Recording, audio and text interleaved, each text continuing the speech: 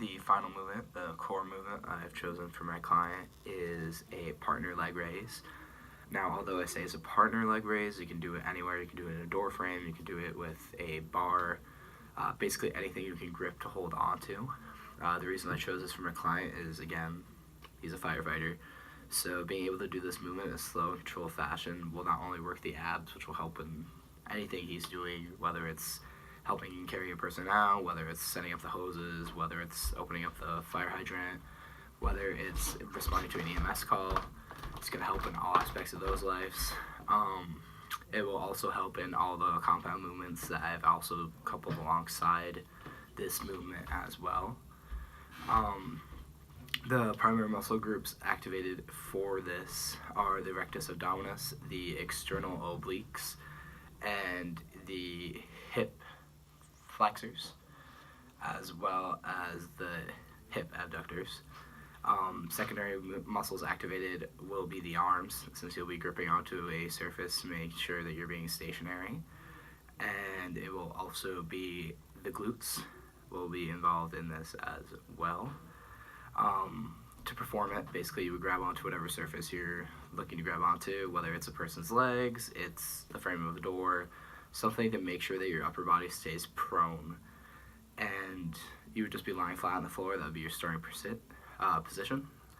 In the concentric movement, you're going to just raise your legs all the way up to 90 degrees parallel. And if you're doing it with a partner, which I suggest because it helps work those stabilizer muscles a bit more, when you hit the isokinetic movement or the isometric movement, at the full 90 degrees, your partner can push your legs down.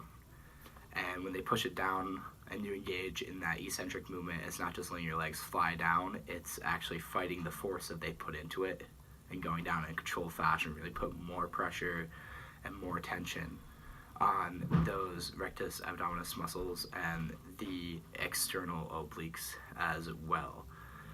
For the NPI system, again, it will be done weekly, and my suggestion is making sure that the posture is correct with this movement, although there isn't really heavy assertion on the back.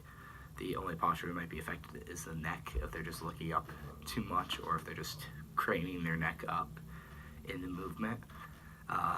Common mistakes made. The first common mistake is when your partner pushes down, just giving into that force, just letting your legs hit the ground. That kind of reduces any effect that the eccentric movement would have on you. The second common mistake would be actually touching the ground on the way down.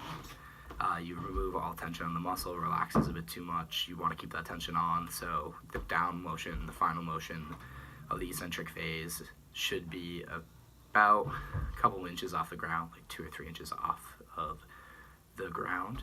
There are many variations to this exercise as well. You can do a straightforward leg raise, you can do windshield wiper leg raises to really target those obliques a bit more. Cautions to have would just be make sure you're doing it on a soft surface. Be sure if you're the partner not to push down too hard. You don't want to cause injury. You just want to add a little bit of force since it's not a weighted movement. And that would be the major caution.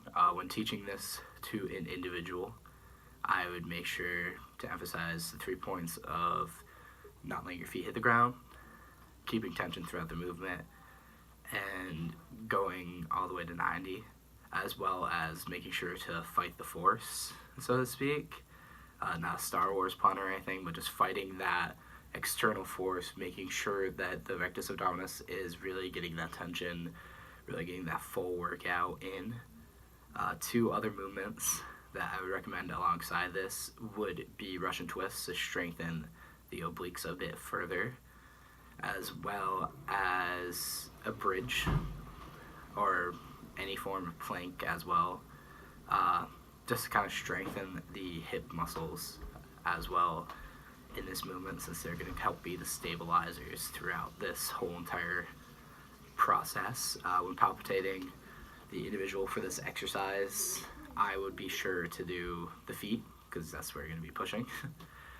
And if they have any problems with their grip, because some people, another common mistake is they kind of overgrip the partner's legs or overgrip the frame that they're on, whatever sturdy surface, they overgrip it a little bit, which may lead to forearm exhaustion. It would just be kind of tapping on their forearms, being like, hey, You don't have to grip so hard. It's just a stabilizer. It's one of the best exercises. You can really honestly do it anywhere. Again, you don't need a partner for it. You need the partner if you want the external force.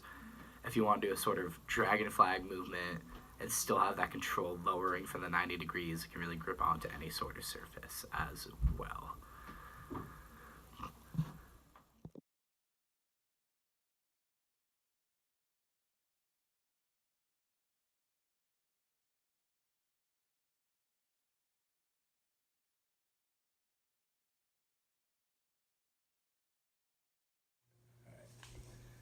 There you go, nice and controlled. Make sure not to hit the ground. There you go. Just like that. A couple more. 2 more. Last one right here. Here you go.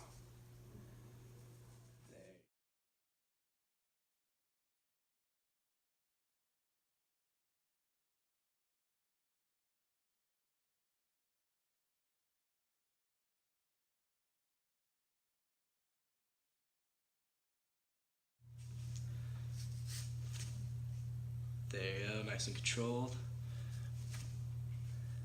There you go. 3, halfway there.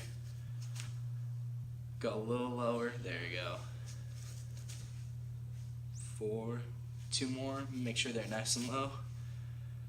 5.